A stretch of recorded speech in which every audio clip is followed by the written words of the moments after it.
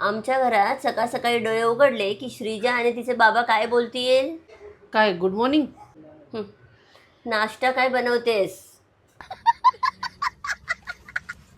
ताटातला नाश्ता संपत नाही तर काय विचारतील? आंघोळीला पाणी दे. उहुं.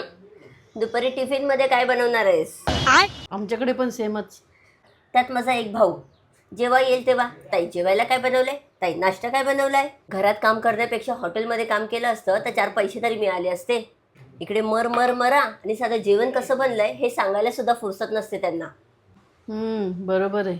कधी बोलणार नाहीत की आज जेवणाला आराम दे, बाहेर जेवायला जाऊया.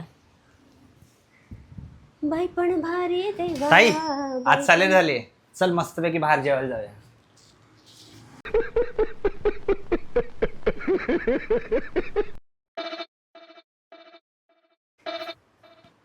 कशाला हॉटेलमध्ये जेवायला जायचं?